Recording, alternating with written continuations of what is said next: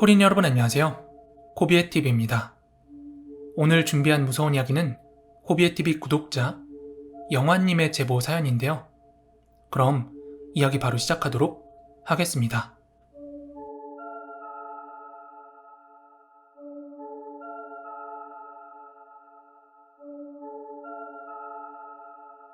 제가 20살이던 해에 오후까지는 태권도 사범을 하고 그 이후에는 재수학원을 다니며 생활을 하고 있었습니다. 당시 재수학원에는 제가 호감을 가지고 있던 여자애가 하나 있었는데 어느 하루는 11시에 수업이 끝났는데도 걔가 집에 안 가고 계속 학원을 서성이고 있더라고요. 그래서 저는 너 집에 안 들어가고 뭐해? 하고 물었고 그러자 걔는 오늘 자기 집 아파트 옥상에서 어떤 아저씨가 투신 자살하는 사고가 있었다면서 부모님께 연락이 왔다는 거예요. 그러면서 그 아파트 앞쪽을 피해서 돌아서 오라고 그랬다는 겁니다. 그러면서 자기가 평소에 귀신을 잘 본다면서 집에 바로 가기가 무섭다고 하는 거예요. 그래서 당시 저는 20살인데다가 운동까지 하고 있었기 때문에 정말 무서울 게 없었던 때였거든요. 그러다 보니 이때가 기회다 싶어서 내가 집에 데려다 주겠다 이렇게 이야기했습니다. 그렇게 그 친구네 아파트 근처까지 함께 걸어가게 되었고 근처에 다 도달했을 때쯤에 정문 말고 후문 쪽으로 돌아가자고 하더라고요. 그렇게 빙 돌아서 뒷문을 통해서 친구네 동 앞까지 데려다 주었고 제가 집에 돌아가려고 하자 괜히 앞쪽으로 나가지 말고 왔던 길로 다시 나가라고 그렇게 신신당부를 하더라고요. 그래서 일단 알겠다고 하고 그 친구의 집 앞까지 데려다 주고 마중 나와 있던 친구의 어머님께 인사를 드리고 뒤돌아 가려고 하는데 마지막까지 절대 현장 근처로 가지 말라며 재차 강조하더라고요. 2번씩이나 그렇게 재차 강조를 하니 저는 괜스레 호기심이 생겨서 알겠다고 대답은 해놓고는 집에 가는 길에 앞쪽으로 가서 그 사고 현장에 가봤는데 이미 현장은 다 치워져 있었고 영화에서 보던 것처럼 바닥을 그 하얀색 라카 같은 걸로 표시를 해놨더라고요. 저는 이런 사고 현장을 실제로 제 두 눈으로 보는 건 처음이라 와 신기하다 하며 현장을 지나쳐 왔고 그렇게 집에 들어오자마자 바로 씻고 잠자리에 누웠습니다. 그렇게 한참 잠을 자고 있었는데 중간에 뭔가 느낌이 쎄해서 눈을 뜨고 일어나 보니까 제 머리 위로 어떤 아저씨가 앉아서 절 내려다보고 있더라고요.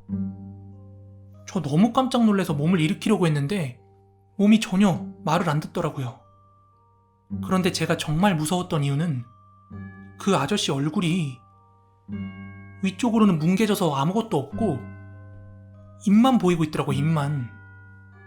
태어나 처음 경험하는 느낌이라 와 이거 큰일 났다 이게 가위라는 거구나 하고 있는데 갑자기 마치 교회에서 방언이라고 하는 것처럼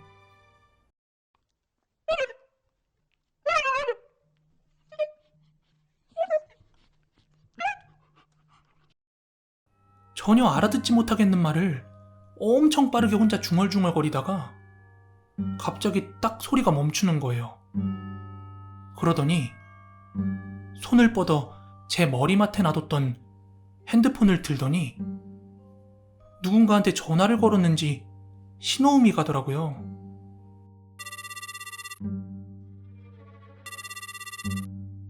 그리고는 또 전화기에 대고 알아듣지 못할 소리를 막 쏟아내기 시작하는데 곧 신호음이 멈추면서 수화기 너머로 들려온 소리는 바로 그 친구의 목소리였습니다. 영환아, 무슨 일이야? 영환아.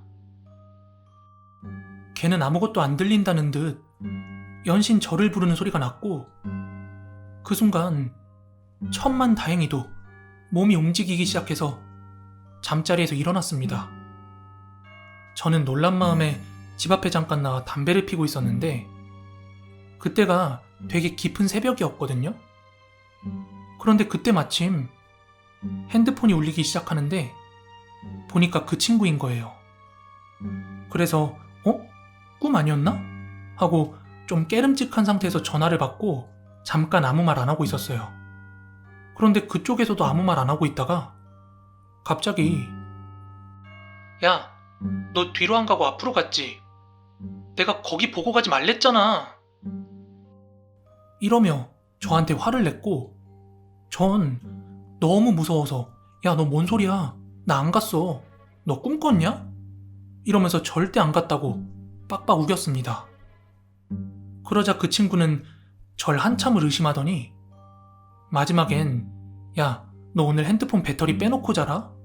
이러더라고요. 저는 야, 난 그런 거 전혀 안 믿어 하며 호기롭게 대답했지만 결국에 집에 가서는 그 친구가 시키는 대로 배터리를 분리해놓고 잤고 다시 가위를 눌리진 않았습니다.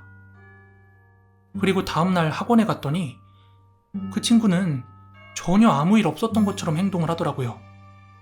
당시 저는 그게 너무 무서워서 호감이고 뭐고 그냥 그 친구를 멀리하게 되었습니다. 그리고 그 뒤로 6년이라는 시간이 흘렀습니다. 한 번은 당시 함께 공부했던 형하고 맥주 한잔 하다가 그 형이 야, 너가 전에 좋다고 했던 걔 요즘 뭐 하는 줄 아냐? 하며 저에게 물어왔고 저는 그때 일을 아무한테도 말하지 않았기 때문에 굳이 그 일은 언급하지 않았고 나 걔 좋아한 적 없다 하며 얼버무리자 이어진 그 형의 말은 야, 걔 요즘 서울에서 무당하고 있더라.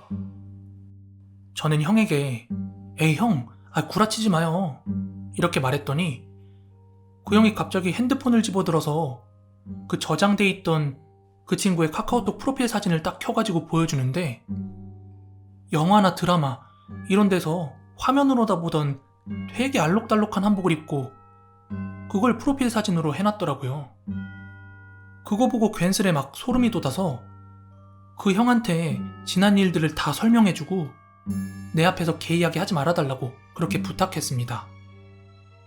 제가 처음이자 마지막으로 가위에 눌린 경험이었고 지금은 또 3년이 지나서 그 일을 경험한 뒤로 총 9년이 지났네요. 아직까지도 전 귀신은 믿지 않지만 사건 현장이나 사람이 죽은 곳은 함부로 가면 안 된다 하는 그런 어른들의 말이 괜히 하는 소리가 아니구나 하는 걸 뼈저리게 느꼈습니다. 네, 오늘 준비한 무서운 이야기는 여기까지고요.